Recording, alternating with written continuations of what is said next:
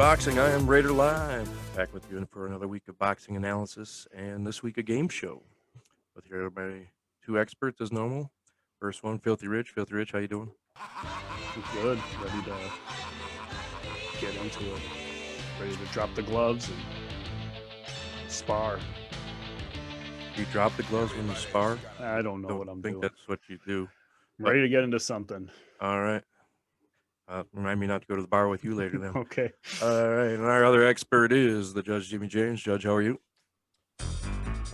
Doing all right. I just heard of his terrible defense, so I definitely know that I would like to spar you next, Rich. Number one on my list. Done with you. I'm not sparring anybody. I'm too old and fat, but I am losing weight. So let's move on to Brews and News. All right, Brews and News, where we get into the news of the week. Let our experts debate it back and forth. First one we're going to talk about here is just like Teofimo Lopez, Tyson Fury has tested positive for COVID and got his fight postponed. The Wilder fight looks like is going to be postponed to at least August, if not later, depending on how Fury reacts to it. Apparently, he is suffering major symptoms, so sorry to hear that. Filthy Rich, do you think this puts the fight in jeopardy, or is this an advantage for either of the fighters? I mean, we all hope that Tyson Fury gets a speedy recovery, but what do you think? I think before we get into Brews and News, we got to crack a brew. Oh, yeah, I guess I forgot about my beer today. Been drinking too much the last few days. All right, well, let's drink a beer and then get to your answer. Cheers. Cheers. All right, what is your answer? You want to repeat the question? Sure. Tyson Fury's tested positive for COVID-19, and the Wilder fight seems to be postponed. Who do you think that? Do you think this puts the fight in jeopardy, or do you think it's an advantage for either guy when they get healthy? So it sounds like the fight's going to be in August. So I don't think this fight's going to be jeopardized. Here, one thing that comes to mind, I don't mean to be poor anyone, but poor Wilder. Like, the guy tries to fight Povetkin tests positive. It seems like there's an excuse after an excuse after an excuse. This time, Tyson Fury's, I don't know, in my eyes, beaten him twice, but let's just say there was a draw the first fight and Fury won the second fight. Now, who does this help? This definitely helps Wilder for a few reasons. One of them being, we don't know long-term effects of COVID-19. When Cam Newton tested positive for COVID-19 last season, he was never the same. Maybe you can attribute that to age. I'm not quite sure. But again, we don't know the long-term effects. So while Tyson Fury could have easily bagged this win, there might be more of a challenge come October. Another reason, well, I shouldn't say another reason, but here's why it really hurts Fury, because if Fury loses this fight, the money with Anthony Joshua might be gone. And even if there is some sort of question marks with this, with him testing positive for COVID-19, again, with the long-term health issues, what could have been a hard-fought victory versus Joshua probably next year might turn into an easy victory for Joshua. So not only does this help Deontay Wilder, but it at the same time hurts Tyson Fury. Well, don't forget about the short-term effects, too, of losing your lung capacity and possibly losing weight, too. And it's only a month away. I know a lot of people with COVID that still don't get their lungs back. James, we'll go to you. What do you think about the COVID run, first against Teofimo Lopez, now against Wilder and Fury? Probably have to agree with Rich. Definitely probably a benefit for Wilder. However, he's been inactive, like non-existent for quite a while. Everyone has training videos, you can see that, but yeah, you don't know the long-term effects or short-term effects that that this could affect Fury. Some people get test positive, have no problem. Some people are out for weeks, months. I don't know. I mean, it's going to be interesting. Like I said, postponed for about 3 months to October is what the initial word is right now. August is what I heard. So just a month, like middle of August. I think ESPN I think has just reported that it's going to be October. Oh, they just did. Okay. We'll update that if we're wrong, but I'm going with October. It could be September too. So all right, we'll just figure that one out when it gets back down to game time. But when Deontay tests positive, yeah, he'll test positive. Everyone tests positive. I don't know. Yeah, I mean it's kind of a bummer. I was looking forward to seeing it in a couple weeks, but I mean Rich also touched on a good point. It's going to cost. It could potentially cost Fury a lot of money if he does now lose to this, if he has residual effects from COVID-19. So if he can't get up to snuff, and you just touched base on people are losing weight. I think that was one of Fury's biggest advantages was his size, being able to put pressure onto Wilder, at least in his last fight. So we'll kind of have to see how this plays out, but definitely would have to say it's an advantage for Wilder. Yeah, he says he's symptomatic and has a very severe symptomatic, so that's even worse is what's being reported. So hopefully he recovers. Speaking of Anthony Joshua, Usyk is training for a fight against Anthony Joshua since this Wilder and Tyson Fury fight had to go. And Usyk has just announced that he's being trained by the father of Lomachenko, Anatoly Lomachenko. Is this too late for a trainer change, or should he stick with Yuri? James, we'll start with you. Well, I think this is a smart move on Usyk's part, to be honest. Anatoly trained him in the 2020 or 2012 Olympics to a gold medal for Ukraine. Obviously, I think what he's done with his son, Lomachenko, or Vasily, has been fantastic. So obviously, if you have a trainer of that caliber, there's really no negative effects in my eyes for that. Especially if you're going back to your roots, you're probably going to end up being more crafty, more agile, maybe even more tactician-like instead of just going on power. Because if you want to go power for power against Joshua, I'm pretty sure Joshua has more power than Usyk.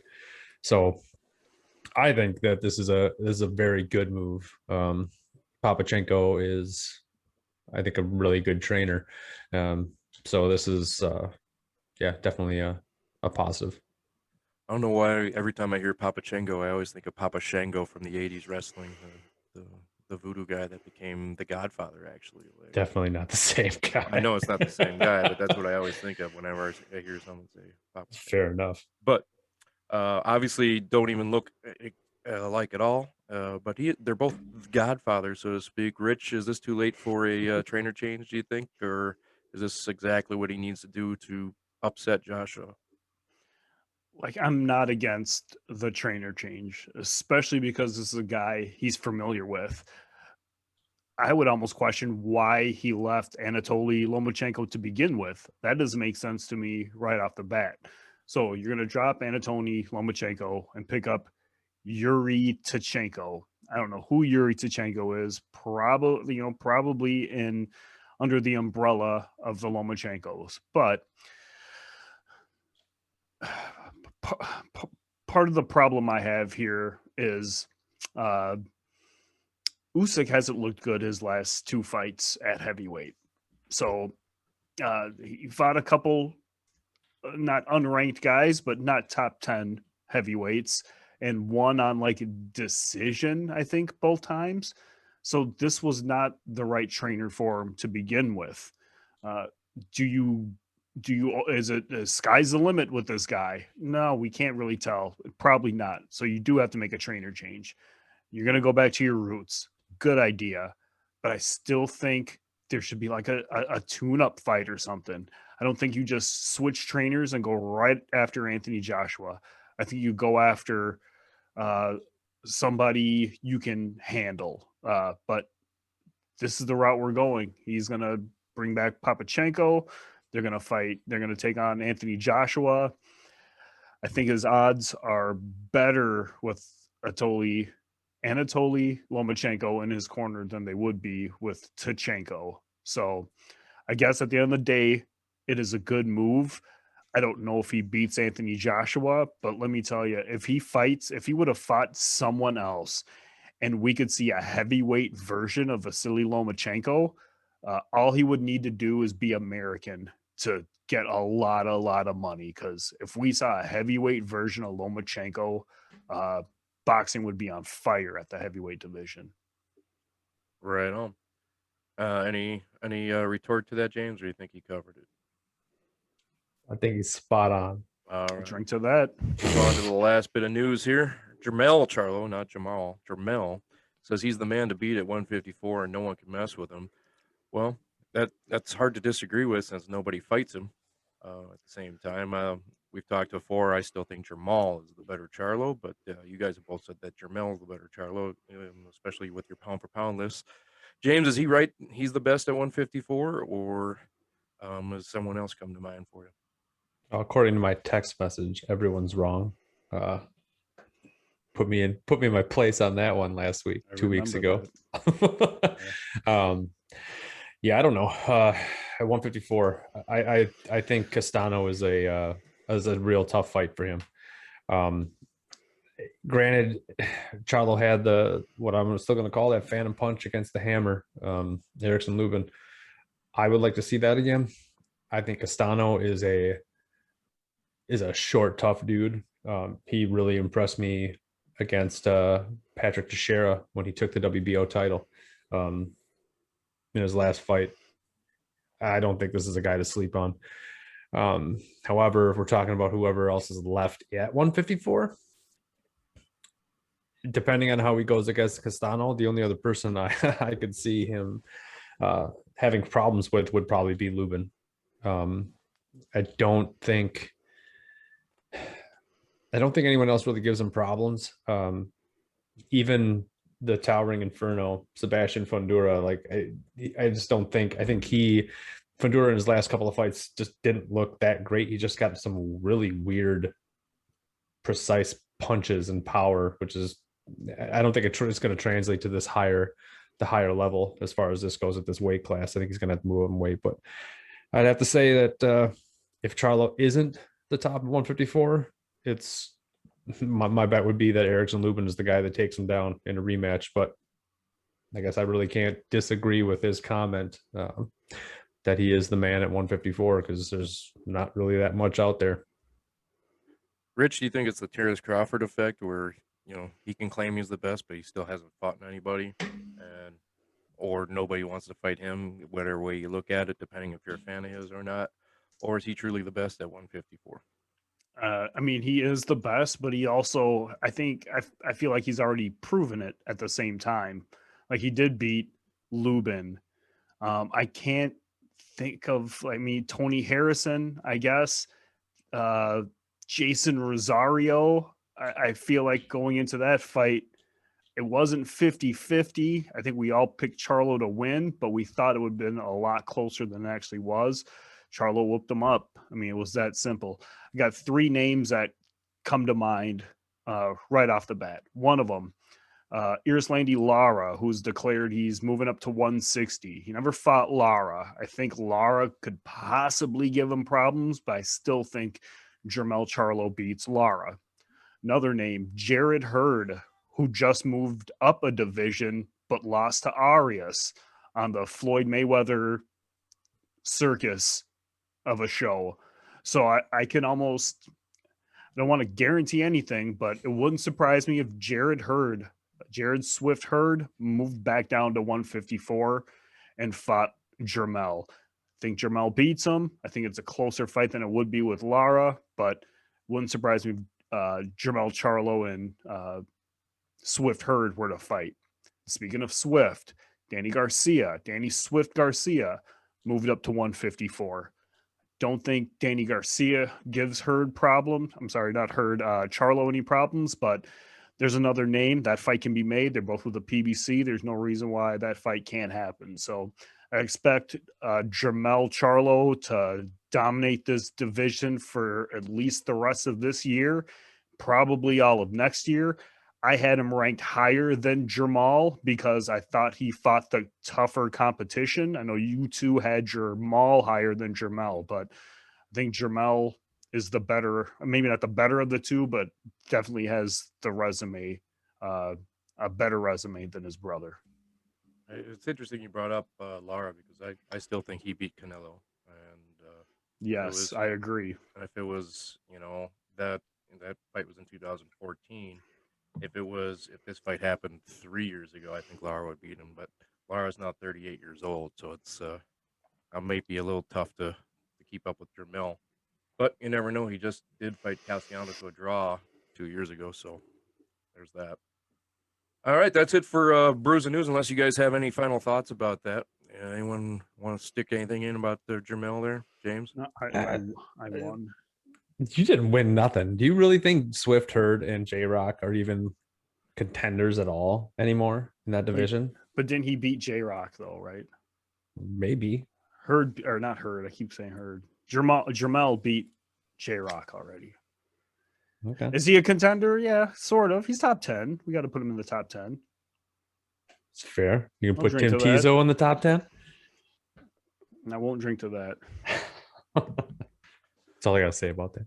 All right, that's Brews and News this week. I'm going to step out of my host chair here and turn it over to the judge here because the judge wrote this week's game show where I'm going to take on Filthy Rich. Filthy Rich, are we going to play for any Mexican beer or not? This is what we're gonna do. Loser gets a haircut. I owe. You don't have any hair. Hair versus hair. Yeah.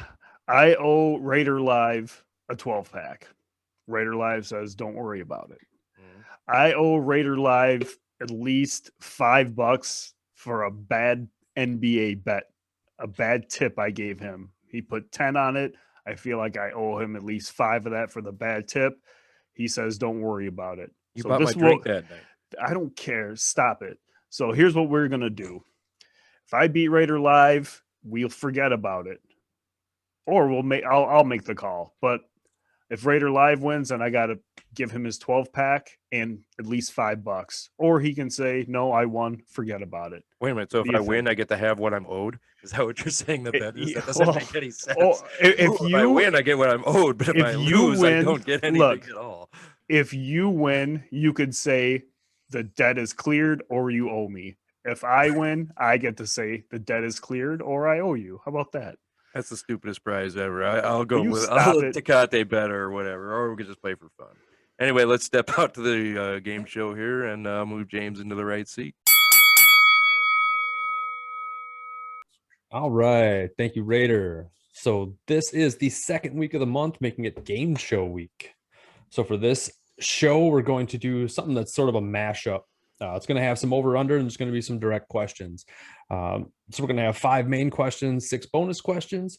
Whoever has the most points at the end of this game is going to be the winner for whatever you guys just decided before this. And I wasn't really following that at all. So this is going to be interesting. That makes but 2 either of way, us that weren't following what hey, all right. 2 out of 3 ain't bad. All right. 3 of us. Right?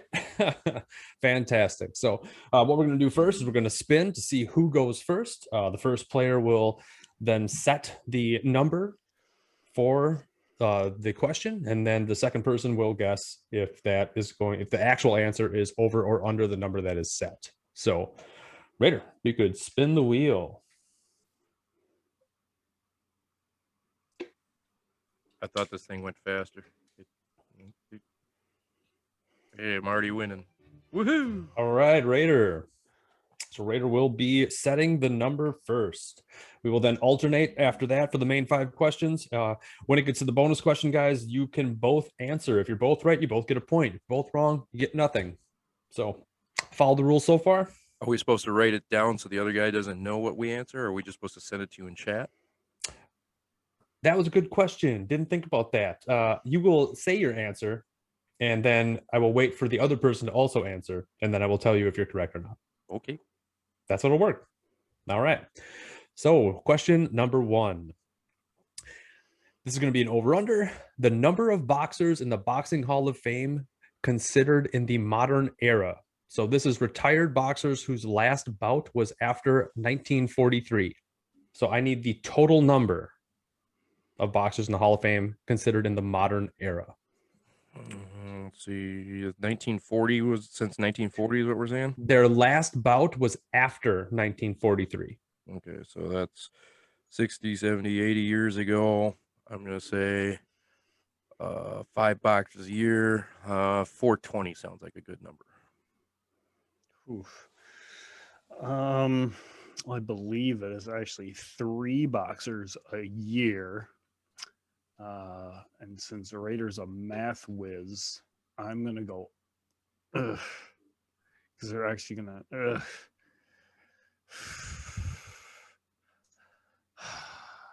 I'll go under.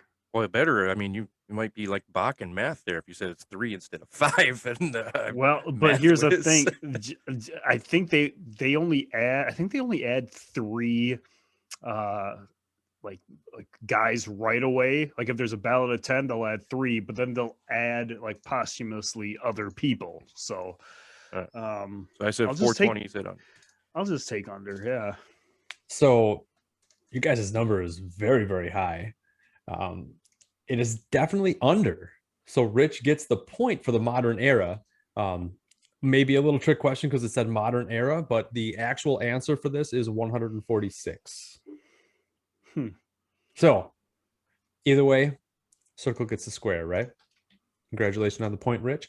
Now, the bonus question that I had for this is, can you name what is the number of modern women boxers in the international or in the Hall of Fame currently? Over under 6. He gets to go first because he got it right, right? He wins. Sure. You're both gonna say over or under. If you both get it right, you both get the point. Under. I'm gonna go over, see if I can get a point. It is under. It is 4. 4 women. Can you name 2 of them, Rich? Let's see. I don't know if Ali Ann, in there yet? Did she? Yes. Ali's one. is Ann Wolf in there? Yes. And those are the only 2 I knew. So we're not going to go any Wait, further. what about Christy Martin? Christy Ah, Martin's not, she's not. I don't know. Oh, Okay. I don't have it up. Those are the only Okay. 2 I could that I remembered. Sorry for not having more information, but Right, so on. he's got 2 points to my none. So far, yes. Sweet. A lot of game left. Might lot lose of game what was left. owed to me. A lot of game left. You never know. All right. So, question number 2, and this will be set. The over/under will be set by Rich on this one. So, the fastest boxing KO according to the Guinness Book of World Records. We need a time. let's see.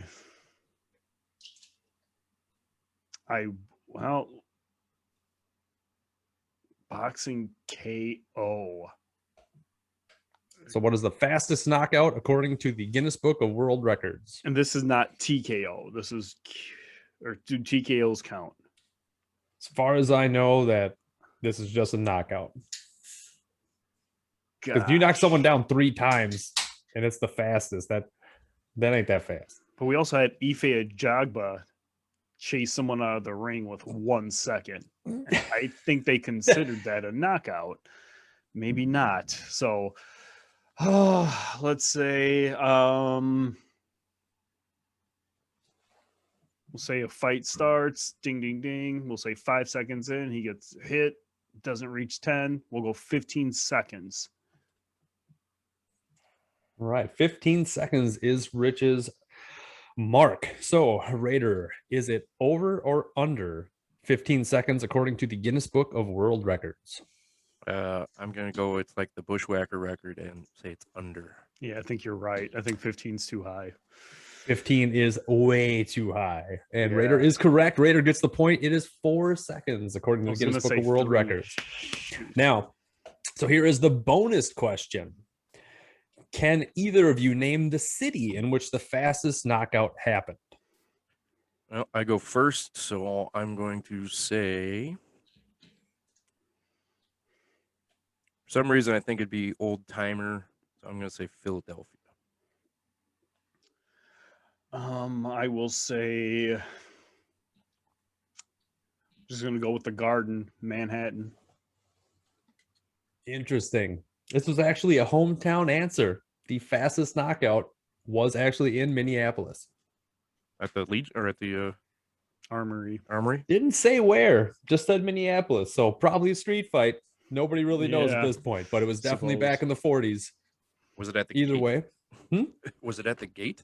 I've seen Uh, fights go faster than that. No, definitely not at the gate. But either way, that was that. But now this is a bonus question to this one. Tags off this. Can either of you name the woman boxer who holds the women's knockout record at 7 seconds? I do have a hint at this that this has happened within the past 3 years. You get to go first there, Rich, I think, because I just went first on this last. Can you say it one more time? I sure can. So name the woman boxer who holds the knockout record at 7 seconds. 7-second knockout. Ugh. Should I just pass it to Raider? Nope. Raider, you don't want to take a guess? You got to Alright. give an Well, answer. I'm Alright. waiting for you to go first. I'll just I mean the stock answer, I don't think it's right, but I'll just go Clarissa Shields. That's what I was going to say. is Clarissa That's Shields. why I was gonna Oh, throw yeah. it to you. I would have hoping taken you were going to someone say else. something else. And I was going to say Clarissa Shields. Oh, final answer, huh, fellas? Unfortunately, that is incorrect. It is actually Senisa Estrada. If you remember, it was the fight where I think someone that she was fighting backed out. A school teacher decided to go in and fight against her, I hit remember her that. 3 or 4 times in the face, and knocked her out cold in 7 seconds. It was there terrible. there was Huge a big, controversy. controversy after that this woman wasn't a professional. She shouldn't have been in there. 100%. But that's all right. At this point, the score is still 2-1 Rich. Overall, not a big deal. But here is question number 3. I believe it is Raider setting the mark. What is the height of the shortest heavyweight champion of all time? 5'6". 5'6" is the mark. Rich, do you believe it is higher or lower than 5'6"? People were short in the old days. I will go over. Over 5'6". And that answer is correct. 5'7" is actually the So shortest close. heavyweight champion of all time. 5'7". Now, here's the bonus point. Can you name the country that this individual is from?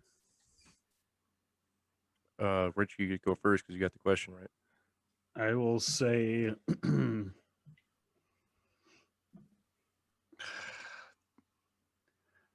the USA. I'm thinking it's the United Kingdom. Ooh.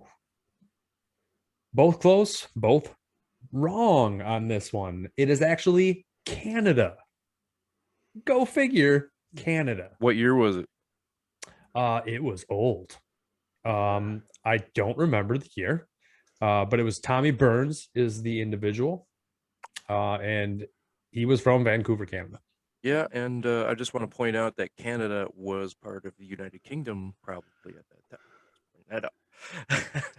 Well, might have to go back and see if I can give someone a point at that one because that is a good point. I'm back pretty in sure the Canada was part of the 1800s. United Kingdom up until like 1940 or something. Well, son of a bee. Well, someone might get an extra point. I'm gonna have to do some more research. Sorry about that, fellas. We'll put it in editing. At that point, I'm still gonna give you guys 0, but that could change. Stay tuned after show to figure that part out. Good point, Raider. Now the next bonus point. So this is Tommy Burns. He lost his title after 13 defenses in 1908. Name the boxer that he lost the title to. 1908. Yeah. Jeez, I will tell you right now, he is in our pound for pound list. Willie I Pep. know. Nope. Oh, My turn. Yeah. I don't know. God, why don't I know his nickname? maybe say that and get a half a point. Maybe I get a half a point for Canada. What is his nickname? I want to just say his nickname, and I can't think of it. It makes me feel like a fraud, but It's going to go with Jack Johnson.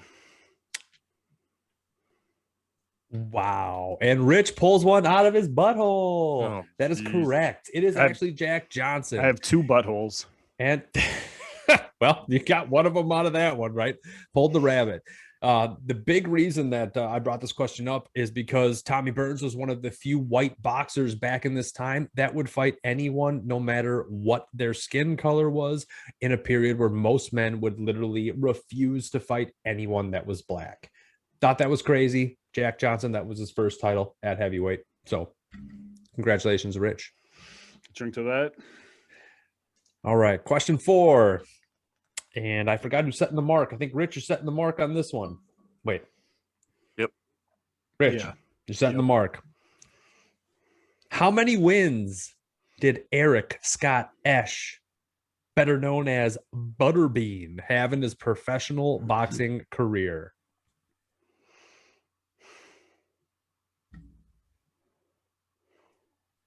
$30.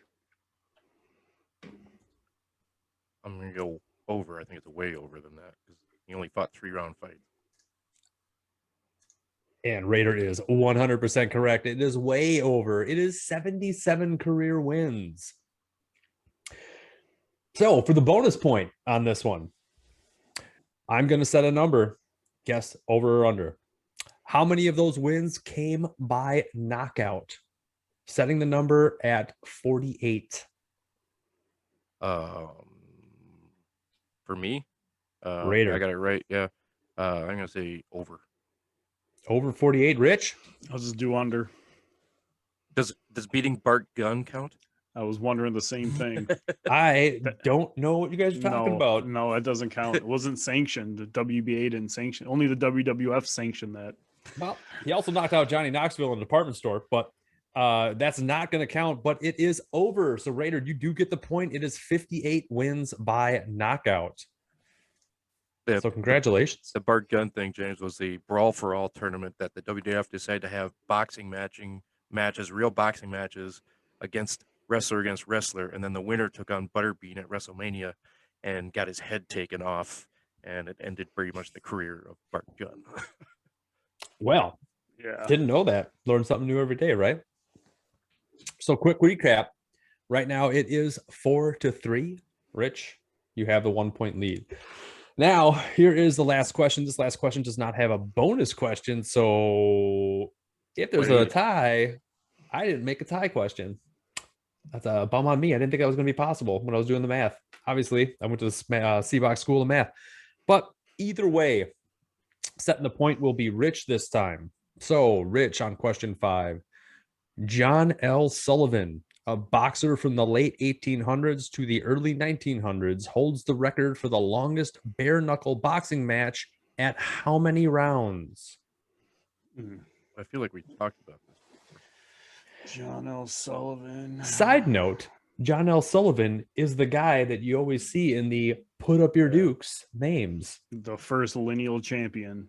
The Tyson Fury's lineage goes through John L. Sullivan. Let's see. How many rounds was the bare knuckle fight? You set the mark.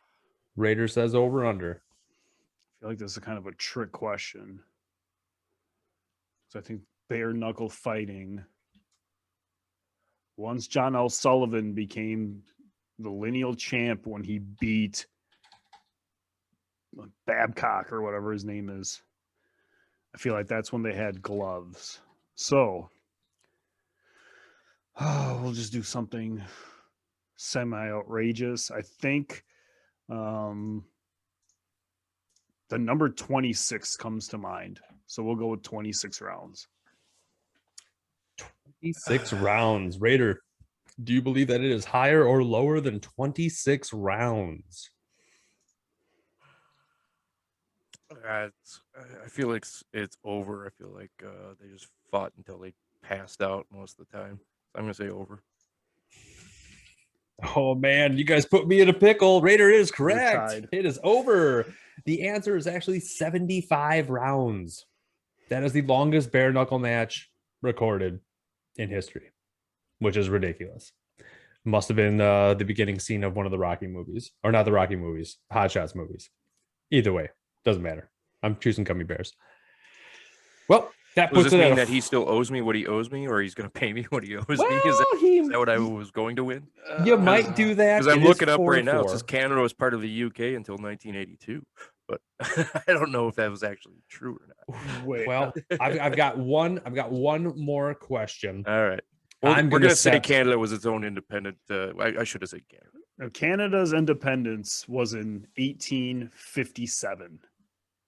I will But in say that. 1982 is when it adopted its own constitution, became completely an independent country. Well, Pamela Anderson is the centennial baby on Canada's 100th birthday, and she was born July 1st, 1957. Don't ask how I know. Yeah, he's Canadian?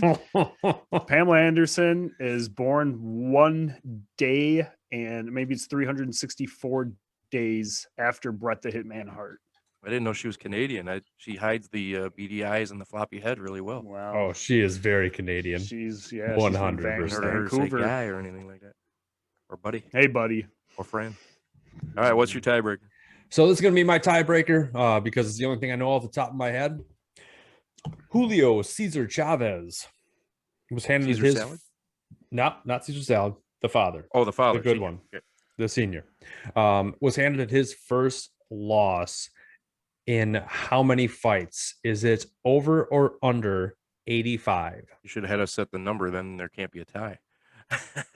Yeah, there's about to be a tie. Well, I just messed that up. Maybe I'll have another question, but let's see if we get it right first. Over 85, you said? Yes. Who was first? No, I think he said 85. Is it over or under 85? Yeah, I know. I said who guesses first. Rich, you can guess first. Over. I was going to say over two. It's I over. was hoping you were And gonna we're say back. We do have a tie again because I'm Yeah. horrible at questions. It is 91. It's like, 91st boxing match is when he got his first loss. So I will have to do some research on the Canada question. At this point, I'm already giving myself a wrong answer for Canada because I can't take that many countries in there. That's cheating. I actually think you're right on Canada.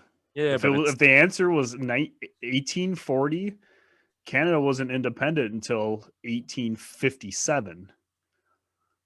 they weren't totally but- independent until 1982. Let's but keep anyway, it going. doesn't matter. I'll I'm be giving the myself judge that wrong, 'cause at this that's point. cheating. You That's guys are cheating. both tied. My question obviously was terrible. Shouldn't have done that in the first place. So this is why I don't do game shows. But either way, I have a tie. And you guys can figure out if you're going to win or not. If there's going to be, money owed or 12 packs owed. I'm sure I still have Tecate in my basement. If somebody wants it, they can have it as a winning prize. It's an honor to tie with you, Richie. I'll tell you that right now. Tying with you is a win in my book. You know what's not an honor? If we rewind back to episode 5, where we had the unanimous decisions show, Raider went 2-0 before he stepped That's off. right. Still undefeated. So he is still undefeated after how many weeks and how many shows. That's what it should that have been your over under. bugs How me. long has Raider Live been undefeated? This is gonna bug me. I'm gonna be up for 7 days until we get a rematch of some sort. But Well, we'll just I'll have to settle have it. you write the next one and see if Jim can beat me next month. I will write a better show in a month. It will not end up in a tie. I will figure out a way to make it not a tie. I am sorry, viewers. This is terrible judging. Adelaide Bird obviously was in my corner, and I don't have any excuse for that. 100% responsibility. Host till they're a host, That's what it is. huge plot twist. That's right. All right, well, let me kick him out of my chair and we'll end the show here. All right, I'm back in my chair and still undefeated. I tell you that. Filthy Rich, why don't you bring us on home? Just want to say, I don't know if I should be doing this, but I'm gonna plug YouTube. Check out One Rob Band. I got this thing. I don't know if you can see it. One Rob Band, talented musician. Just go check him out. He plays like 6 instruments. It's him 6 times. You got to see this guy. Really talented. Thank you guys for letting me do that. That's all I got here.